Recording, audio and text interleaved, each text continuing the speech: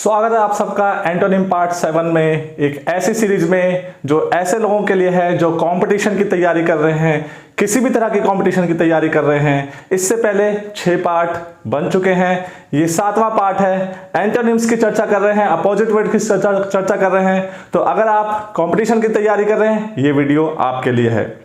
तो चलिए पार्ट 7 की शुरुआत करते हैं बिना किसी देरी के। देखते हैं पहला वर्ड है हैस्टेन। हैस्टेन मीन्स होता है जल्दी करना। एक कहावत भी है, हेस्ट मेक्स वेस्ट, यानी कि जल्दी करने से काम खराब हो जाता है। तो हेस्ट वर्ड को ही ईएन लगा करके क्रिया बनाया गया है, वर्ब बनाया गया है, जिसका मतलब है जल्दी करना, हैस्टेन। तो चलिए इसके अपोजिट वर्ड तक पहुंचते हैं, इसके ऑप्शंस को देखते हैं। First option is obstruct. Obstruct का मतलब होता है बाधा डालना, किसी भी काम में बाधा डालना, रुकावट डालना, उसको कहते हैं ऑब्स्ट्रक्ट। कोई भी कार्य हो रहा है, अगर उसमें किसी तरह की रुकावट डाली जाती है, बाधा डाला जाता है, तो उसको कहते हैं ऑब्स्ट्रक्ट। ये अपोजिट वर्ड नहीं हो सकता क्योंकि जल्दी करना है, यहां पर है बाधा डालना, तो अपोजिट मीनिंग नहीं है। हमें नेक्स्ट ऑप्शन देखना होगा। Next option is instruct. Instruct means होता है आदेश देना, हिदायत देना। किसी कार्य को करने के लिए जब आदेश दिया जाता है, हिदायत दिया जाता है कि इस काम को ऐसे किया जाए, ऐसे करो इस काम को, तो वो कहलाता है इंस्ट्रक्ट। जैसे कि निर्देश, इंस्ट्रक्शन कहते हैं, इंस्ट्रक्शन दिए गए हैं कुछ काम करने के लिए, यानी कि कुछ निर्देश दिए गए हैं। तो इंस्ट्रक्ट वर्ड से ही इंस्ट्रक्शन बना है, निर्देश। इंस्ट्रक्ट मीन्स निर्देश देना, ये क्रिया है, वर्ब है। ओके, ये भी जल्दी करने का अपोजिट नहीं हो सकता, तो इसके लिए हमें नेक्स्ट ऑप्शन को देखना होगा। Next option is slow. Slow means धीरे, या फिर इसी को क्रिया के रूप में भी यूज किया जा सकता है, जिसका मतलब होता है धीरे करना। धीरे करना, किसी काम को धीरे करना। धीरे चलो, गो स्लो। धीरे खेलो, प्ले स्लो। तो आप देखें कि स्लो मीन्स होता है धीरे करना और हैस्टेन मीन्स जल्दी करना। तो लगता है कि हम राइट ऑप्शन पे पहुंच गए हैं, लेकिन चौथे ऑप्शन को देखे बिना ये डिसाइड करना नहीं, गलत हो सकता है। तो चौथे ऑप्शन को देखते हैं। चौथा ऑप्शन है लैक। लैक मीन्स कमी। लैक मीन्स कमी। तो किसी भी चीज में कमी के लिए लैक वर्ड यूज होता है। कई लोग लैक समझ लेते हैं, LAKH होता है वो लैक, जिसका मतलब हिंदी में लाख होता है, जो हम इकाई, दहाई, सैकड़ा, हजार, लाख, 10,000, लाख तक पहुंचते हैं, वो लैक होता है। ये लैक है, LACK, लैक। लैक मीन्स कमी। तो ये भी हमारा अपोजिट मीनिंग वाला वर्ड नहीं हो सकता, यानी कि राइट ऑप्शन स्लो है। हैस्टेन का अपोजिट स्लो। ध्यान रखें, ये अपोजिट है, सेम मीनिंग वाला वर्ड नहीं है, सिनोनिम नहीं है। चलिए अब देखते हैं सेकंड वर्ड को। Second word is virtue. Virtue, इसे वर्च्यू नहीं पढ़ते, वर्च्यू पढ़ा जाता है, जिसका मतलब होता है अच्छाई, नैतिकता, अच्छा काम, नैतिक वाला काम, सद्गुण वाला काम, सद्भाव वाला काम। तो वर्च्यू मीन्स नैतिकता। अब देखते हैं इसका अपोजिट वर्ड मीनिंग। जो अपोजिट मीनिंग वाला वर्ड है वो क्या है? ओके, तो फर्स्ट ऑप्शन है फूल। फूल मीन्स होता है मूर्ख। इसे फूल ना पढ़ करके फूल पढ़ा जाता है, जिसका मतलब होता है मूर्ख। इसको क्रिया के रूप में, वर्ब के रूप में भी यूज करते हैं, जिसका मतलब होता है मूर्ख बनाना। यू आर फूलिंग मी, तुम मुझे मूर्ख बना रहे हो, बेवकूफ बना रहे हो। तो फूल मीन्स मूर्ख या मूर्ख बनाना। तो ये नैतिकता का अपोजिट नहीं हो सकता। हमें नेक्स्ट ऑप्शन देखना होगा। Next option is vice. Vice means होता है अनैतिक। अनैतिक यानी कि देखिए यहां पर है नैतिकता और यहां पर है अनैतिक। तो क्या ये राइट ऑप्शन हो सकता है? बिल्कुल हो सकता है, लेकिन श्योर होने के लिए हमें बाकी के ऑप्शंस भी देखना जरूरी है। हो सकता है कि इससे क्लोजर मीनिंग हमें मिल जाए। Okay, next option is untrue. True का अपोजिट होता है अनट्रू। ट्रू मीन्स सच, अनट्रू मीन्स झूठ। तो अनट्रू है, अनट्रू मीन्स झूठ। नैतिकता का अपोजिट झूठ नहीं हो सकता। हालांकि नैतिकता में हम सच बोलते हैं, बात सही है, और अनैतिकता में हम झूठ बोलते हैं, लेकिन वो सिर्फ अर्थ पकड़ने वाली बात है। यहां पर हमें अर्थ सीधे सीधे देखना है।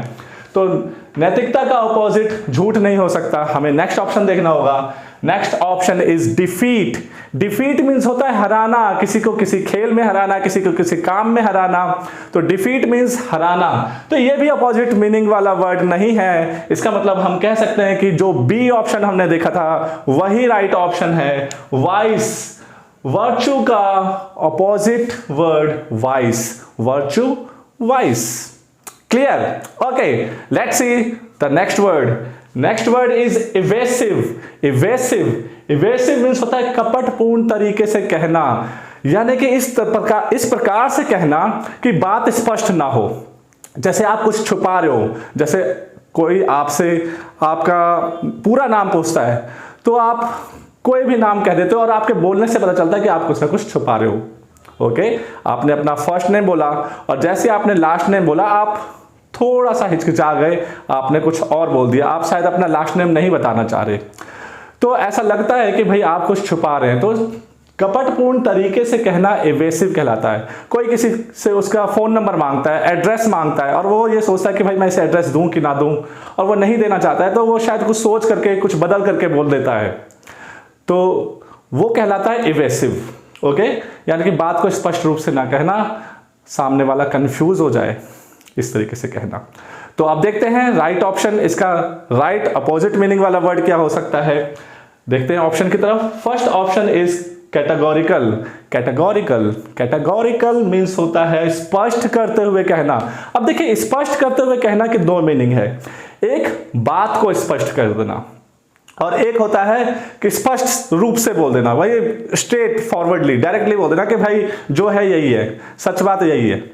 और एक होता है बात को स्पष्ट करना, एक्सप्लेन करना, समझाना।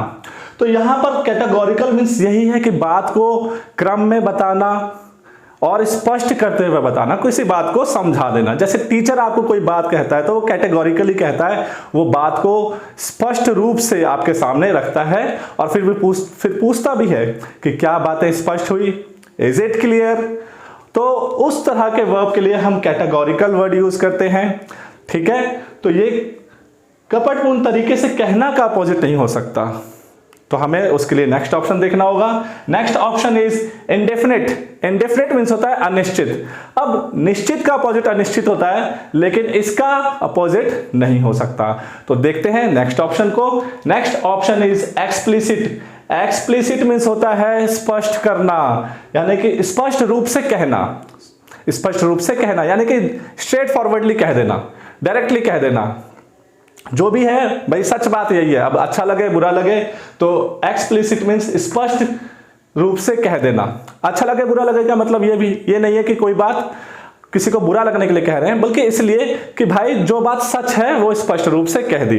कोई आपका पूरा नाम पूछ रहा है, आप पूरा नाम बिल्कुल स्पष्ट रूप से कह दे रहे हैं। कोई आपका एड्रेस पूछ रहा है, आप एड्रेस पूरे स्पष्ट रूप से कह दे रहे हैं, कुछ छुपा नहीं रहे। जबकि इसमें इवेसिव में कुछ छुपाते हुए बोलते हैं।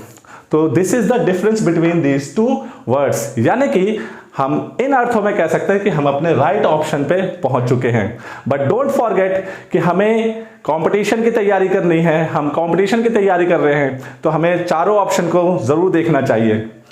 Next option is unclear. Unclear means होता है अस्पष्ट, यानी कोई ऐसी बात जो स्पष्ट ना हो।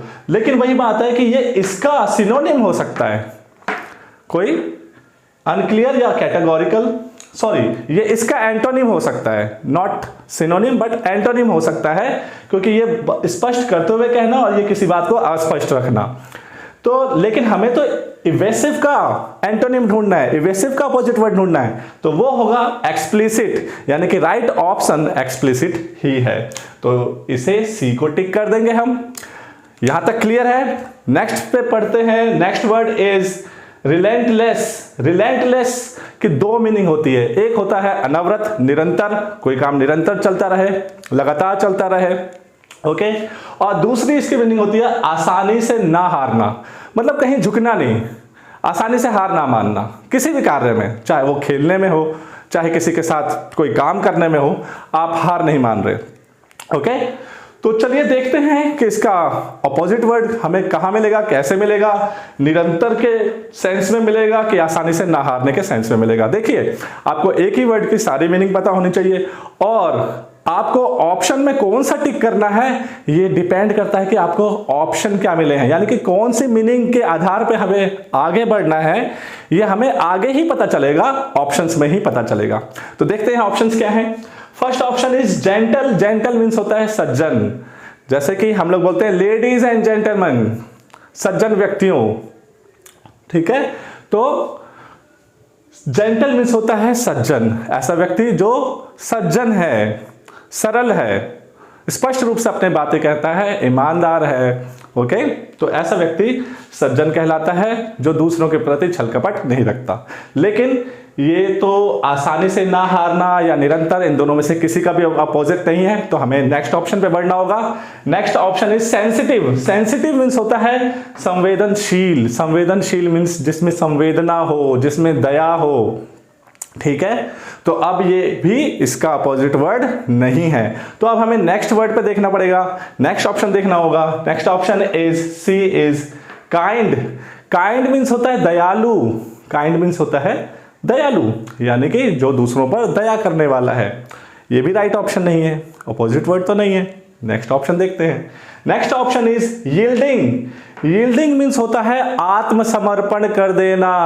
किसी का कोई दबाव पड़ा और किसी के दबाव में आप आत्मसमर्पण कर देते हैं, हार मान लेते हैं, झुक जाते हैं। अब देखिए यहां पर है आसानी से हार ना मानना, और यहां पर है हार मान लेना। आत्मसमर्पण कर देना मतलब हार मान लेना। तो क्या ये राइट ऑप्शन है? अगर हाँ ऐसा आप सोचते हैं तो बिल्कुल सही सोच रहे हैं। राइट ऑप्शन यील्डिंग होगा। रिलेंटलेस का अपोजिट वर्ड होगा यील्डिंग। तो चलिए आज के लास्ट वर्ड पे चलते हैं। Last word is hostility. Hostility, hostility means होता है शत्रुता, किसी से दुश्मनी। शत्रुता, दुश्मनी को आप बेहतर तरीके से समझते हैं। तो चलिए ऑप्शंस की तरफ देखते हैं। First option is enmity. Enmity means भी शत्रुता होता है, यानी कि ये वर्ड और हॉस्टिलिटी वर्ड ये दोनों एक सेम मीनिंग वाले वर्ड्स हैं, यानी कि सिनोनिम्स हैं। और हमें क्या ढूंढना है? एंटोनिम्स, यानी कि अपोजिट वर्ड।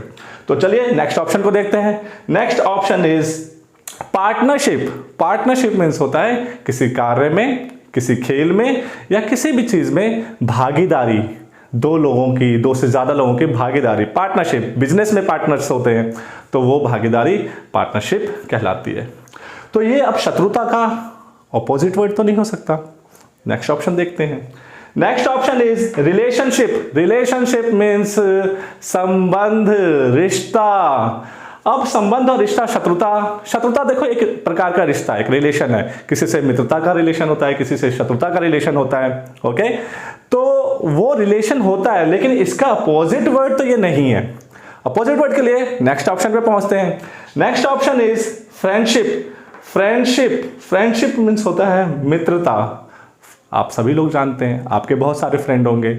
जब आप किसी से दोस्ती करते हैं, मित्रता करते हैं, तो वो कहलाता है फ्रेंडशिप, ओके।